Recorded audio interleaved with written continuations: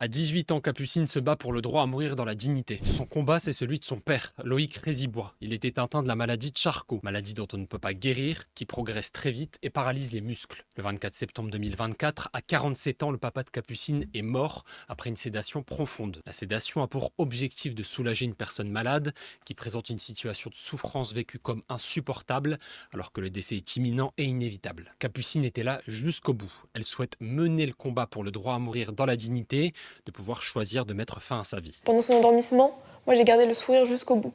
Parce que je voulais vraiment qu'il ait cette dernière image de nous, qui soyons heureuses en fait, et je voulais vraiment qu'il ait cette image de, certes il part, mais il laisse derrière lui des personnes qui vont continuer à être heureuses et qui vont encore se battre pour faire évoluer son combat.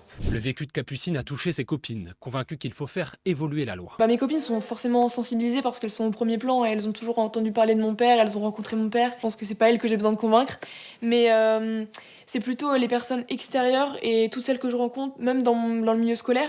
Quand j'ai l'occasion d'en faire un exposé sur l'aide active à mourir, j'hésite pas à le faire. Ce mardi 27 mai, 2 propositions de loi visant à développer les soins de la fin de vie ont été soumises au vote des députés. L'une sur les soins palliatifs, les soins apportés à une personne en fin de vie. La deuxième porte sur le suicide assisté et l'euthanasie autorisée dans un cadre bien limité, et c'est celui-ci qui divise le plus.